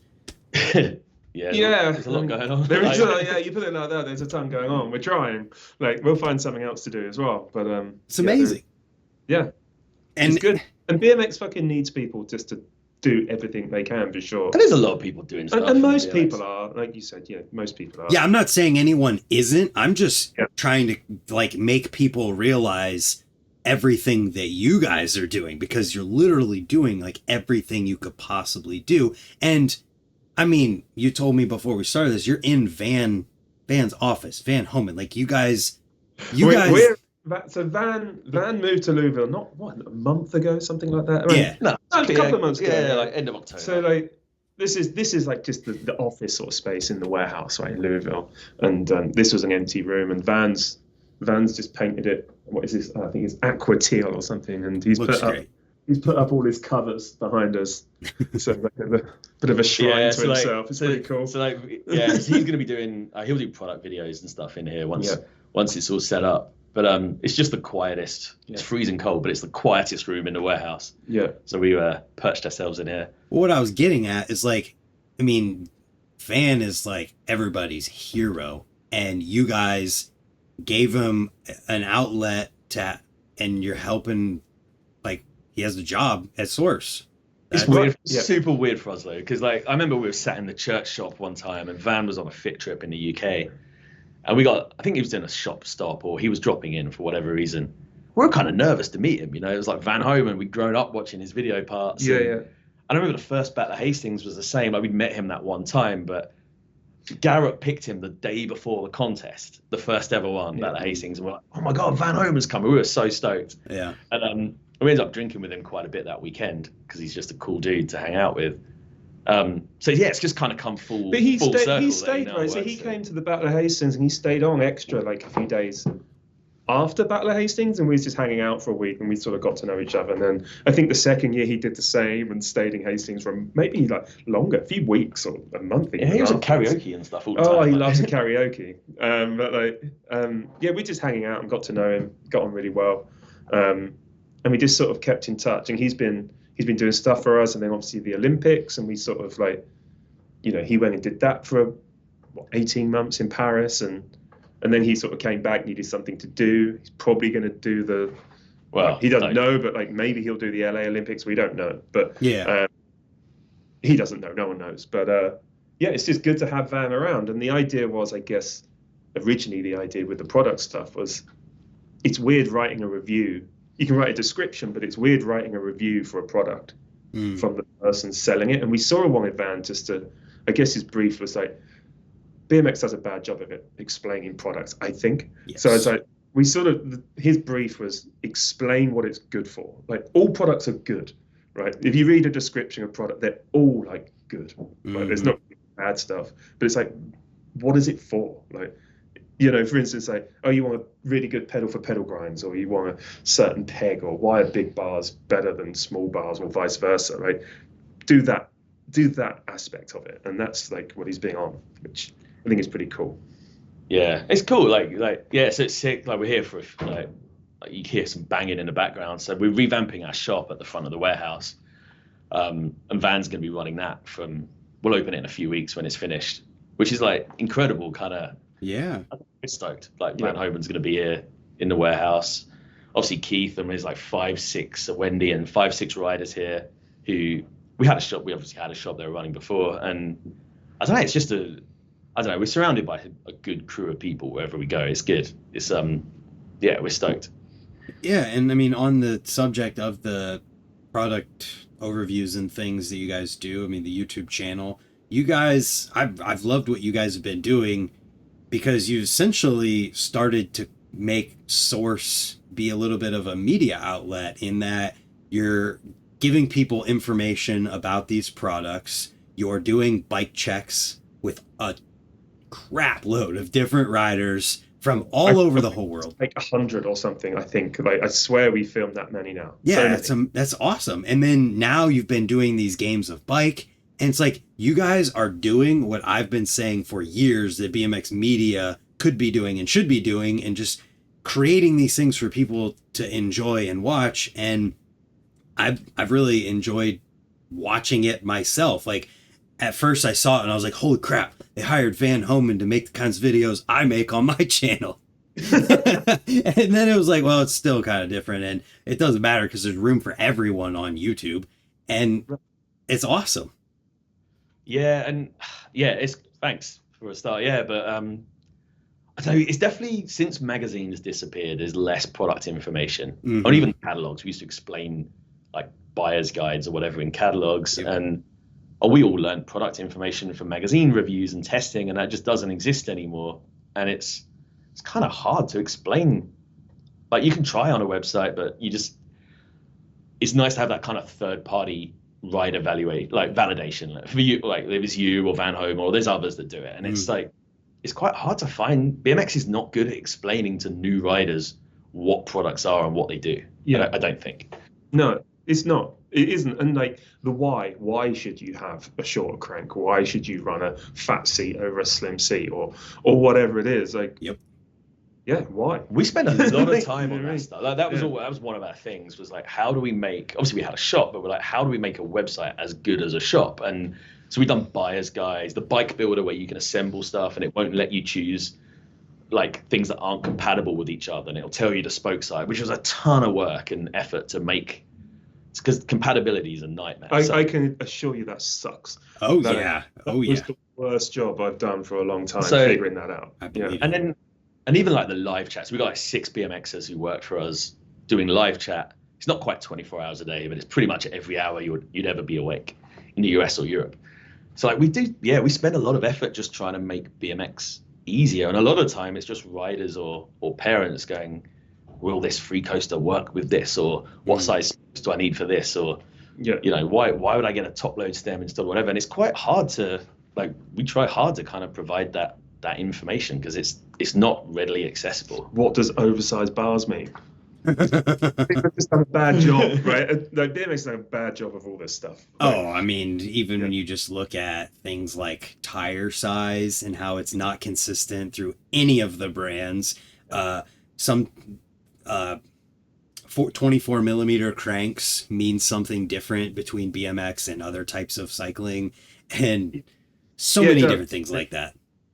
Yeah, tire clearance was the one that caught a ton of people out like a few years ago, and then fork offset. I remember no one even knowing. And actually, a lot of the bike checks we do, Van will be like, "Oh, so you run a 25 or whatever on your fork," and the rider's like, "Really?"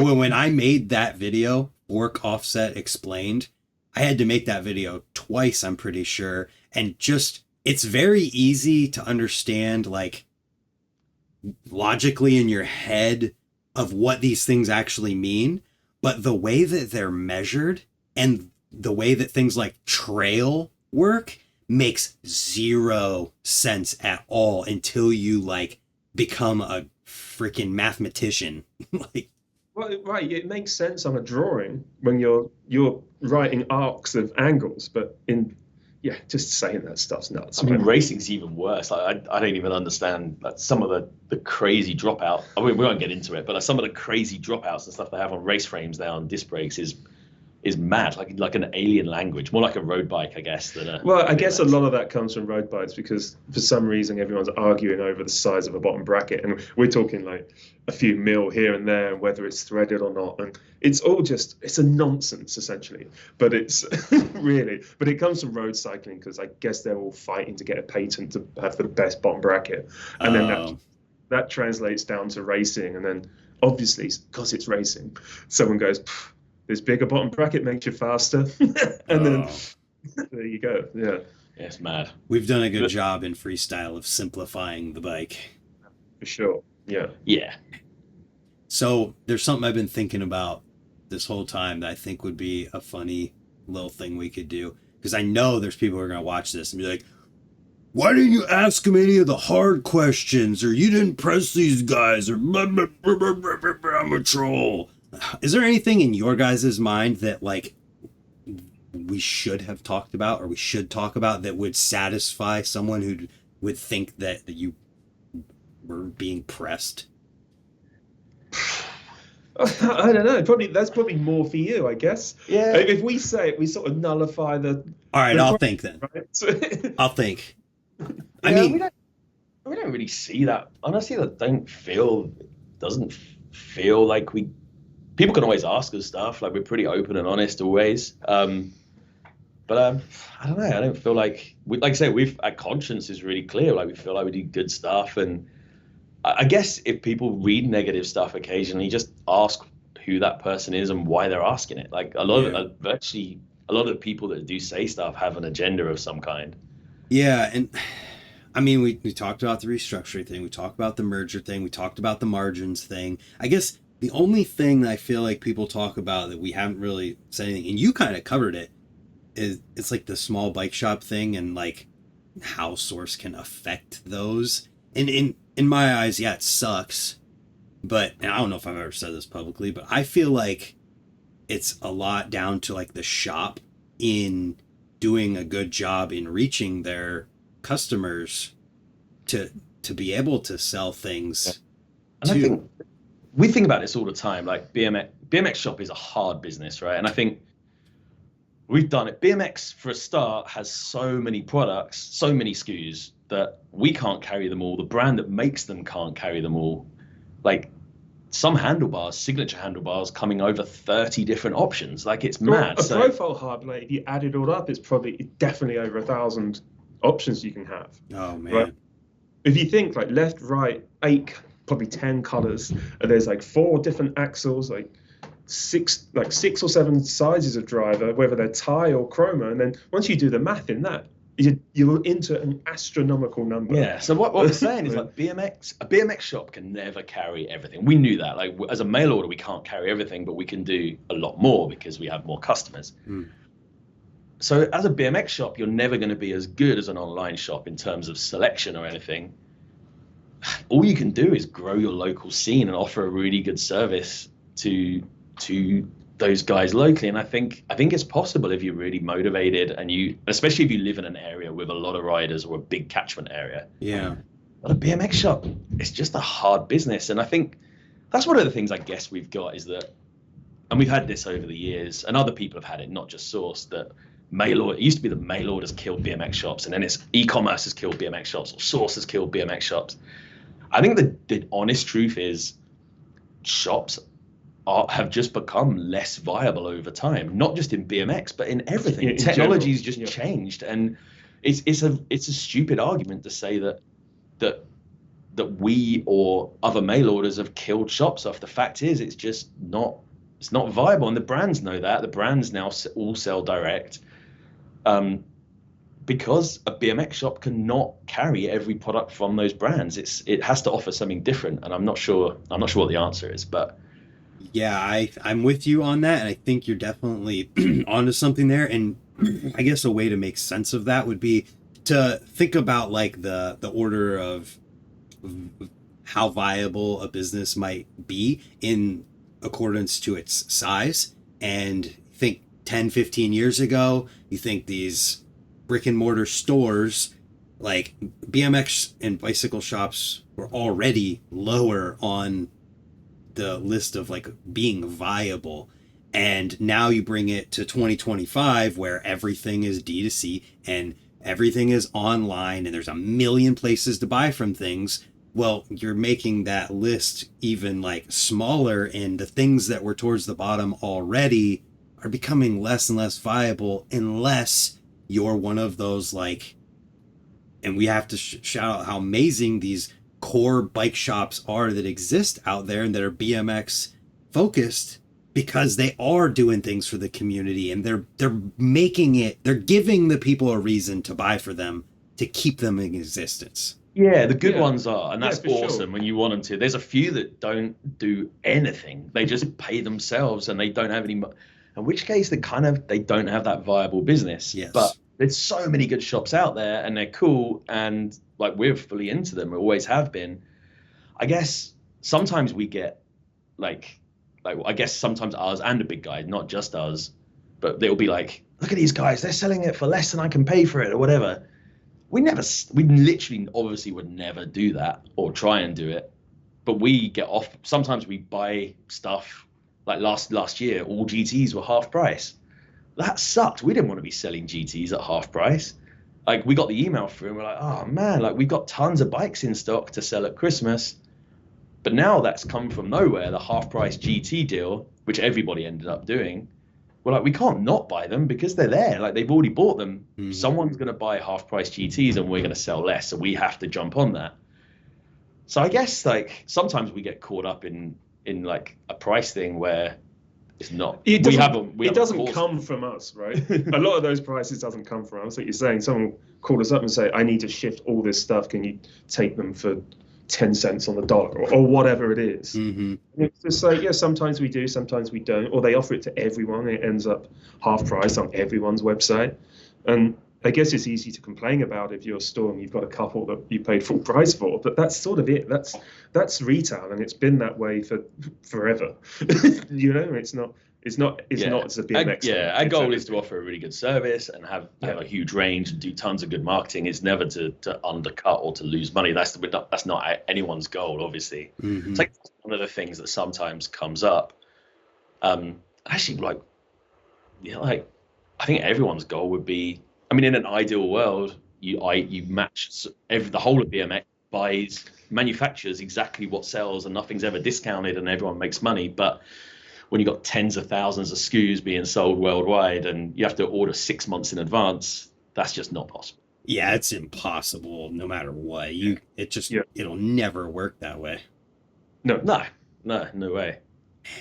Yeah, I guess bringing up the people do talk about, oh, they're selling it for less than I can get it as a bike shop, whatever. That is a thing that people talk about, and you already talked about it.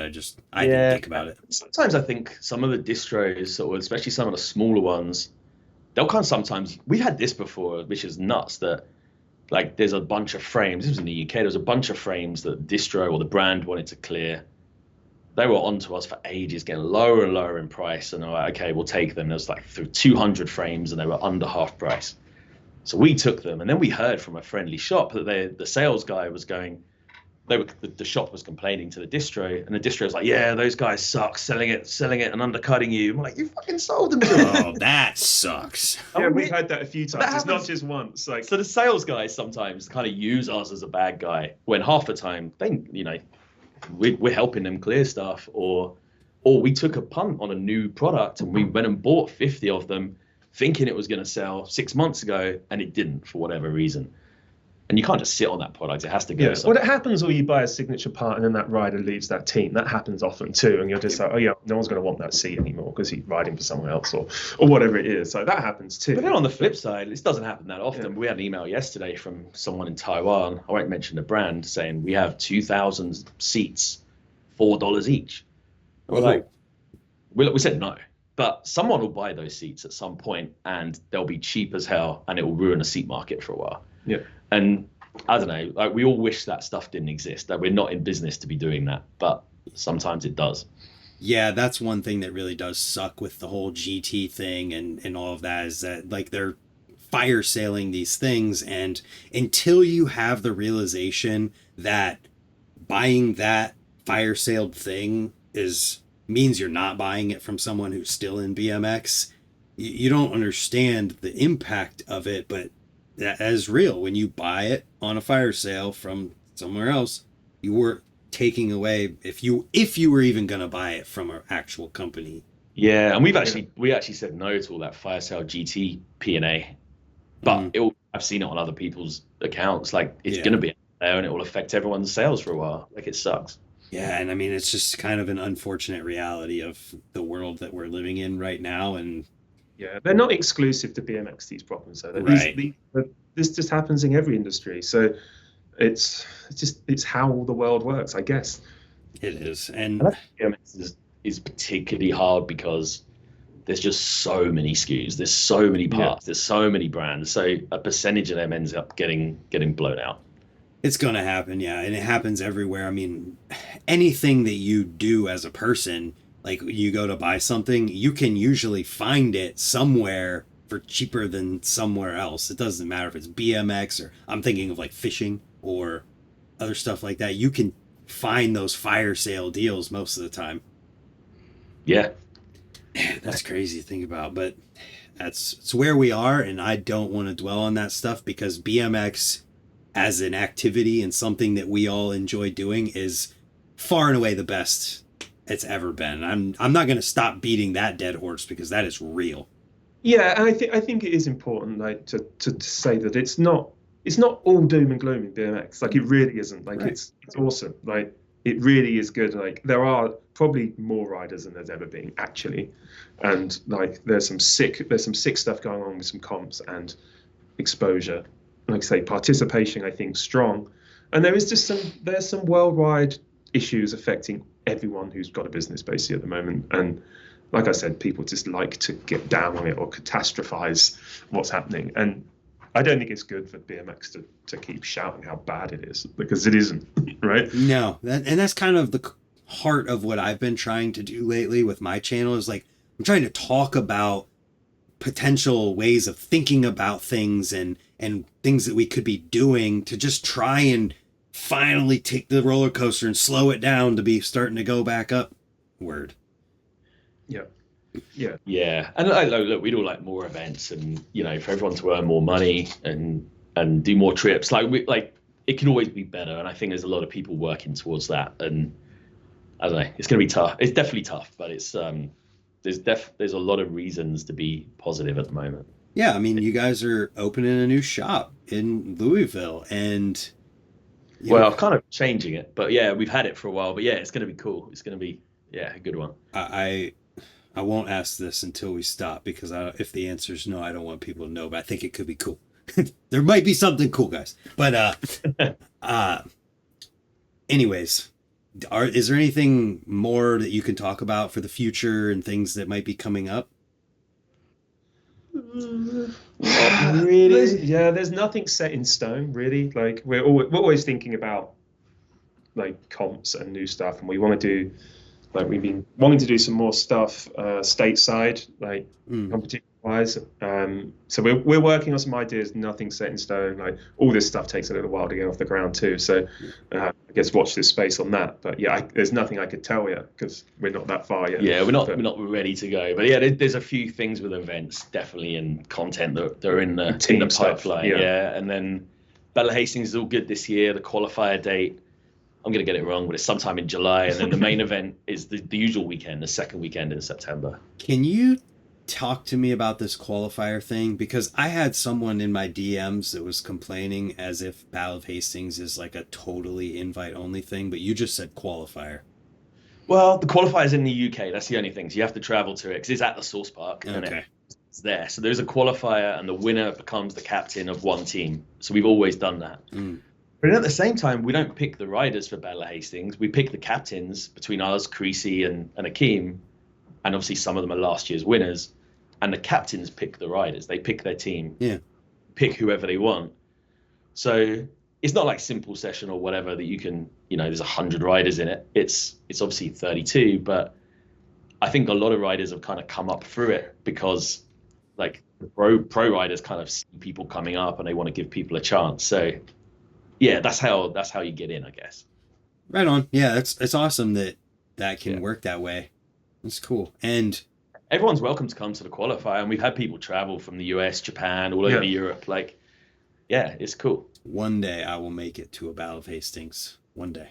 This year. This year, man. What are you doing? Listen, man, it's an expensive trip. Sell more tractors. Yeah, that's funny. Well, Mark and Rich, I think this has been a really awesome conversation, and I think it's going to be really good to get you guys in front of people and just like humanize things a little bit more, because I think a lot of people can very easily just say things and not even realize like there's people behind this.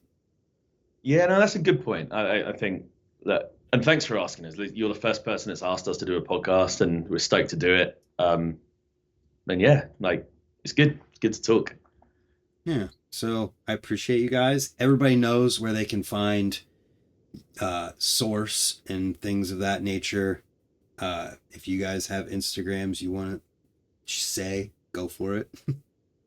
What is mine? I might be similar to yours, right? I think I'm going to ask you if I can buy your handle. I thought you would. It's more underscore like our surname BMX. Right? I want it so bad. Yeah, make me an offer. I will give you this S&M pen. I've already got one. What's that? I've already got one. All right. No, but for real, I want to talk to you about that because. All right. Well, yeah. DM me, man. I don't actually use Instagram all that much, so.